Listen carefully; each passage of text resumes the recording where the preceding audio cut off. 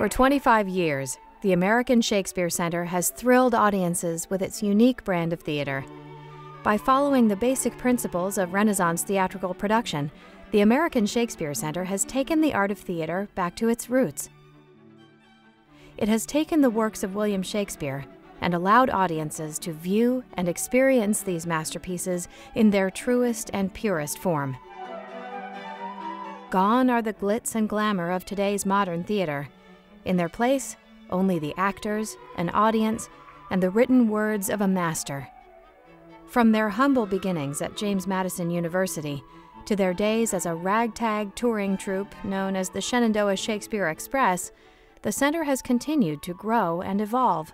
Today, the American Shakespeare Center is widely regarded as a mecca for all things Shakespeare. The stately theater that opened in 2001 is itself a recreation of Shakespeare's own Blackfriars Playhouse. Today, the center attracts scholars and students from all over the world to study and examine Shakespeare's work, his life, and his legacy. Now, good, sweet nurse. Come, sit. Oh, Lord. Well, why lookst thou sad? Good. Cue her up again. A couple of things. Sorry. That's all right. When you know she's there, Yeah. take it to an audience member, but don't feel like you have to be exclusive with the audience member. Okay. That really see her come in and then tell your friend she's here. So I should actually see her. And Yes. Not, okay. Yes. I mean, and she can make a noise, but don't let that be you're just hearing and you're not seeing. Okay. What could we learn if we did this one little thing? Instead of thinking of Shakespeare totally as the great poet of all time, what if we took him seriously as a man of the theater? What if, instead of looking down on his theater because it didn't have a light board and it didn't have a revolve and it didn't have some of those fancy things, what if we thought instead that he absolutely knew what he was doing with the space that he had? What if we didn't assume he would prefer to have lights? What if we assumed instead that he had a theater he loved and he wanted to work with? And what if we directed his plays with respect for his stagecraft, not just his wordcraft?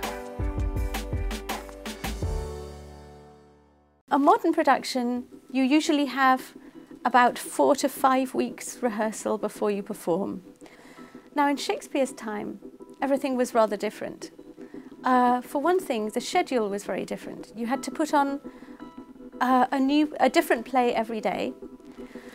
In a season, so in a season you might have about 40 plays that you're putting on, and you had to add a new play into your repertoire every 10 days to 2 weeks.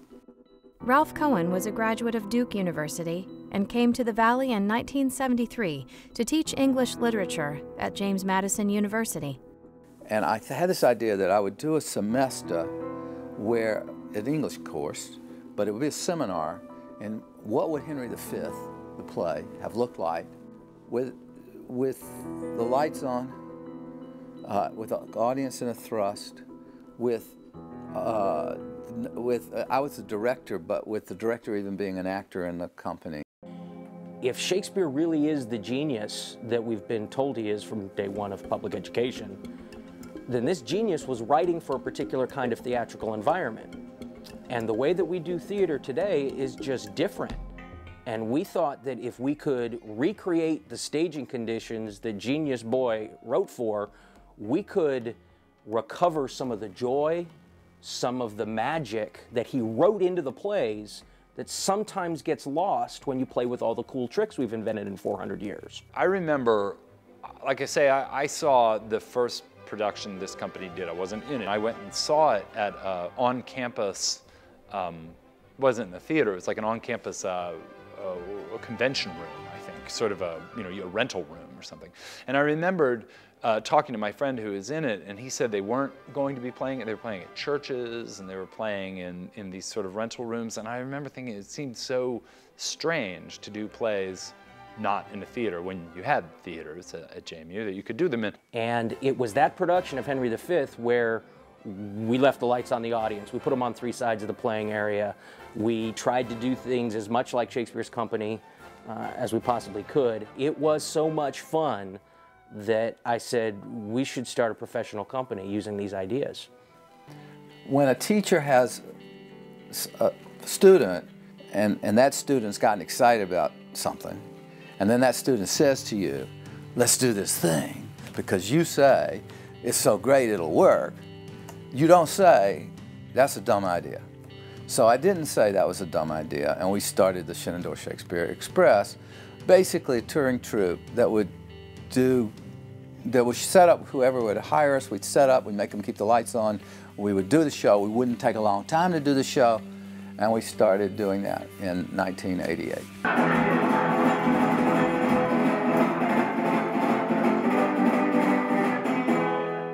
There was a sense of, and this is a very nice sense to have when you're 22 or 23, there was a sense of really being on the road in those days. We would, drive in cars, show up at some place that had never had a play in it before. We didn't have very much stuff, and we could put on a play for people, and people would show up or they wouldn't show up.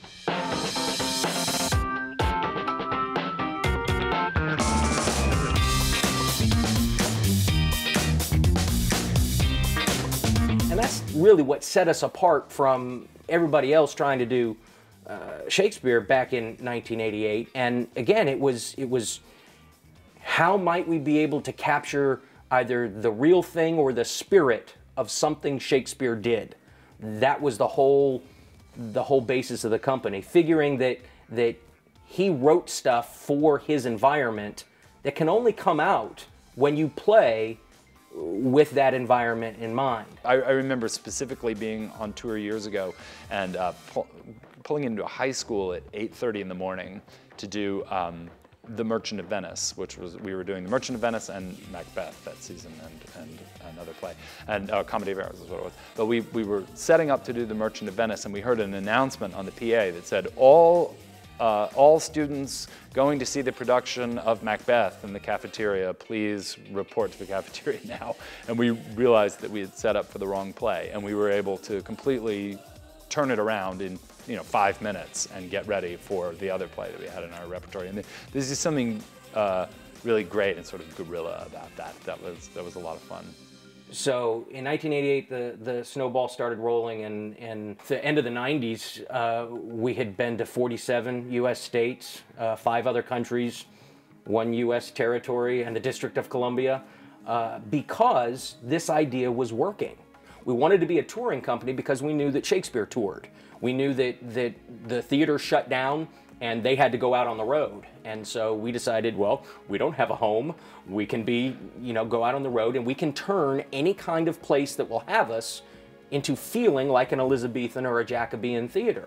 All we need is a playing space with audience on 3 sides of it, leave the lights on the audience, and interact with that audience. And we were able to create this incredibly, on the one hand, authentic Elizabethan feel that was also, it felt modern and avant-garde at the same time. With the rousing success of their touring troupe, Cohen and Warren expand their vision for the theater company.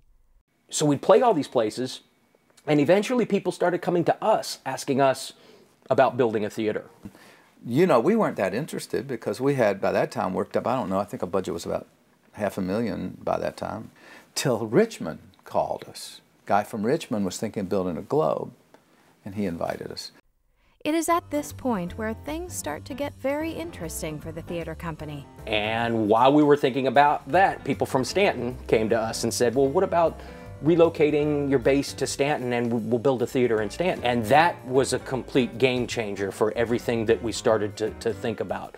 Because we were thinking, if we're going to build our own theater, it should be the physical kind of recreation of one of Shakespeare's theaters, the way that we had been trying to recreate the spirit of those conditions on the road. The Richmond project fell apart, but that architect, Tom McLaughlin, came on board for the Blackfriars and was the architect for this place. And we knew at that point that because that Richmond project folded, wow, what an opportunity. We're going to get to build the Blackfriars and the Globe in Staunton, Virginia, and turn this particularly wonderfully beautiful, idyllic location into Shakespeare Mecca. We changed our name to the American Shakespeare Center. Not festival, not company, but center, because we wanted to be the place in America that you go to study how Shakespeare did his plays. With funding in place, work begins on the Blackfriars Playhouse, a recreation of Shakespeare's own indoor theater in London. Something happened 400 years ago in this one little place. So there was some sort of lightning in a bottle in between 1570 and 1640, really 1580 and 1640, some sort of lightning in a bottle. And if you want to study that lightning, what better thing is there to do than building the bottle? That's what we did. We built the bottle. The Blackfriars Playhouse opens in September of 2001. From the first opening bell, opening doors of this place, we were performing for people who were, this was in September of 2001, so it was still warm enough outside that people were wearing shorts, people were wearing their fanciest suits. It was this whole mix of people that I think is exactly what Shakespeare wrote for. He wrote stuff that could appeal to everybody, no matter what their background, what their education. We strove to do before we opened this place, and since we opened it, we keep striving to do that. We want everybody to be able to see themselves in Shakespeare's plays. And that night, performing for the folks whose sweat built this place was one of the most magnificent nights I've ever had.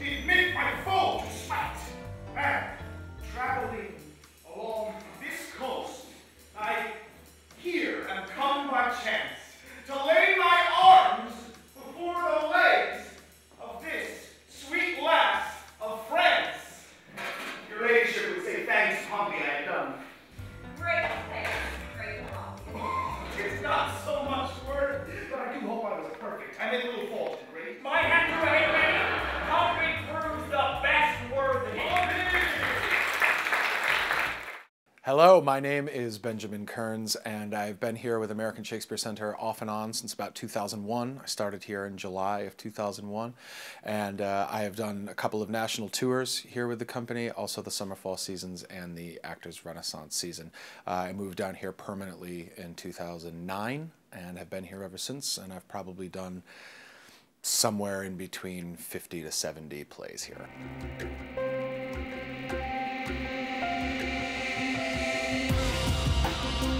What brought me here all those years ago was I was just a young actor and I was just looking for a job, you know, any kind of job. And I had done a couple of Shakespeare plays and I was always sort of drawn to the language and drawn to, you know, the kind of stories that the plays represent.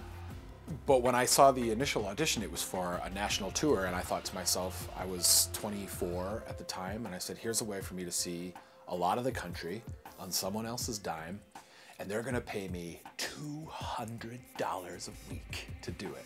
And to me, that was, you know, I couldn't believe that somebody was gonna give me money and send me around the country to do these plays. I think our productions are owned by the playwright and by the actor, and not by directors or designers. The kind of stuff that we put on stage for our audience to see is we try to make the text entirely clear. We want people to understand these plays, how they are written, and for what they are. So these plays are for you, and they are about you. They're not about somebody else, and they're not for anybody else. They are exactly for you. I think if you come to see a show here at AC, you can expect to see something pretty zany, but I think you can also expect to see something that is really clear. You'll understand what's going on from moment to moment to moment. And you're not going to be bored by watching the sets being changed in between each scene, or you know, crazy lighting effects or bringing helicopters down from the ceiling. You know, there is absolutely a place for that in the world of the theater, but it's not what we're about. We are a theater of imagination and not a theater of technology.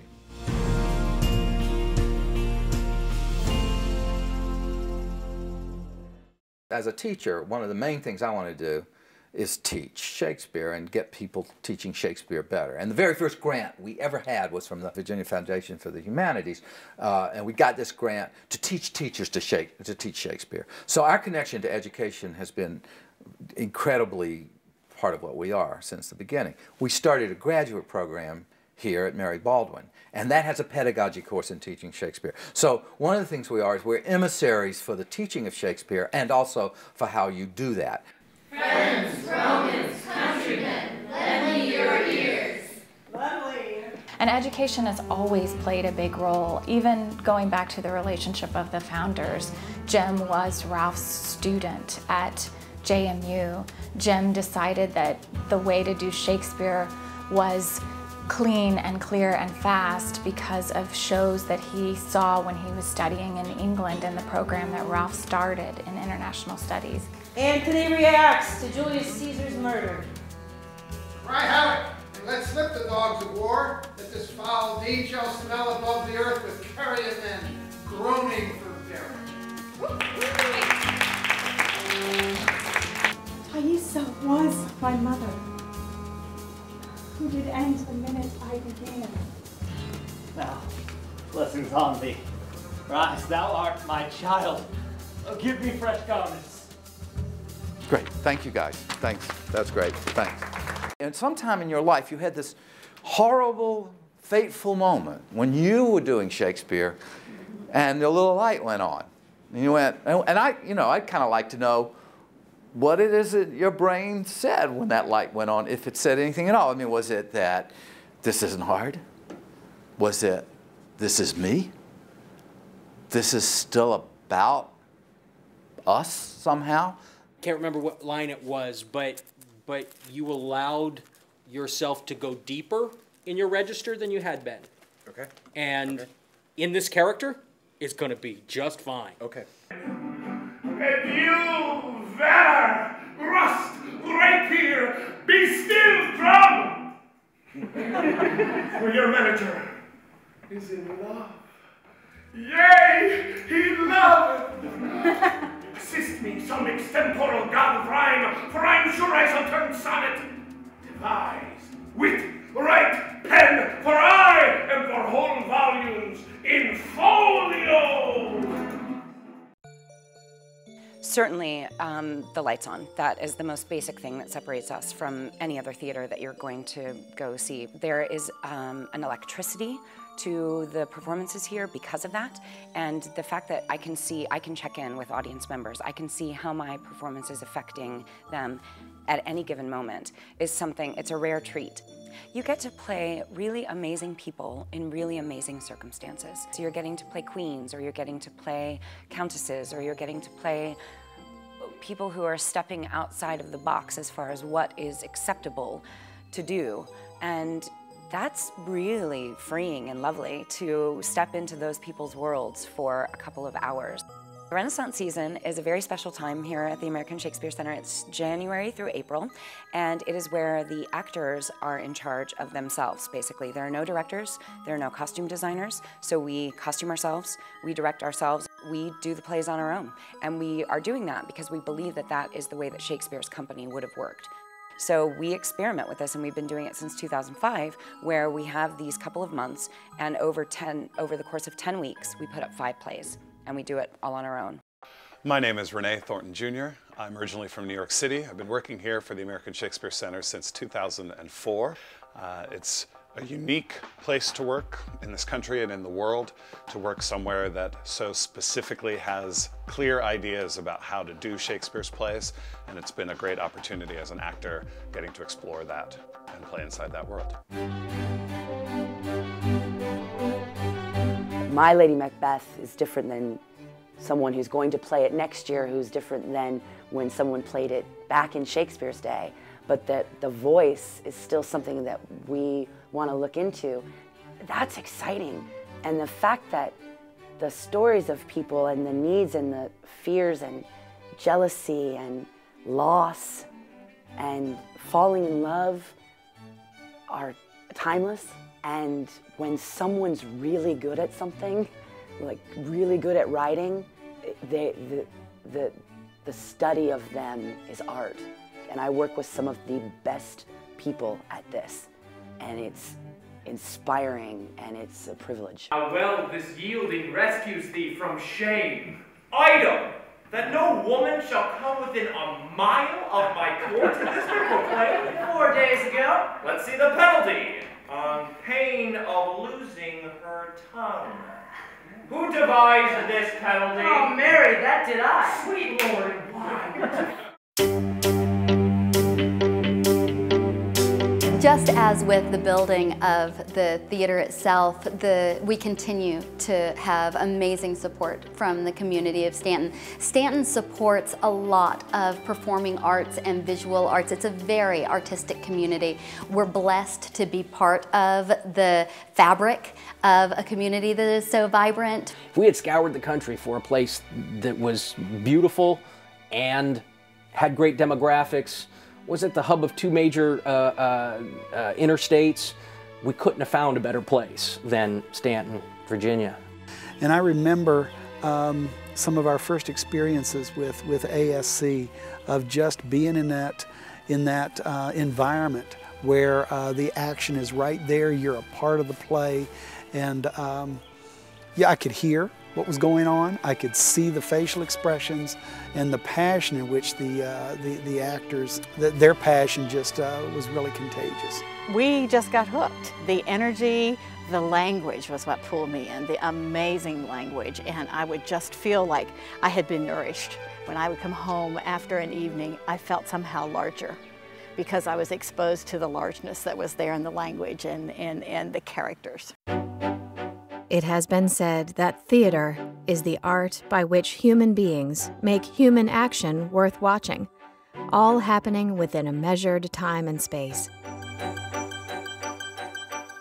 To the audience, the stage is a window into a mystical world of drama, romance, and adventure. To an actor, a stage is an empty canvas with limitless colors and possibilities.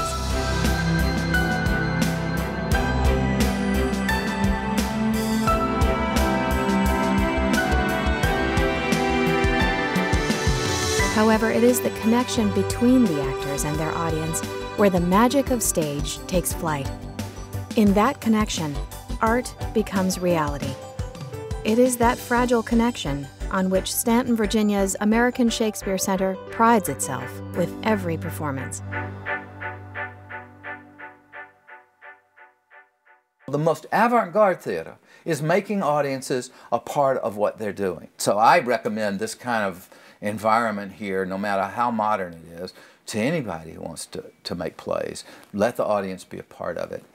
That's what this place is about. Yes, these are actually their tickets. There you go. Perfect. Thank you.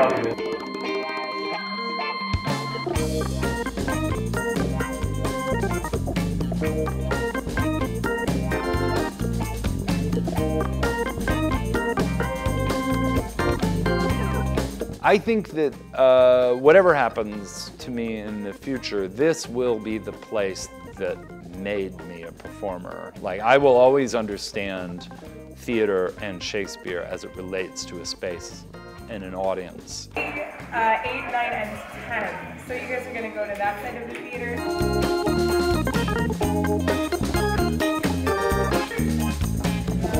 You take kids to this place, or you take kids to a place where they are in the room with the actors and they know that every moment is never going to happen like that again, then that's theater. And that is something we will never stop doing. Night after night after night, people come here and experience this kind of humanity as a community because we're all lit, we can all see each other, we're all taking these rides together. So I think the most rewarding part of my job is I think we're making the world a better place to be by doing these great plays the way we do them.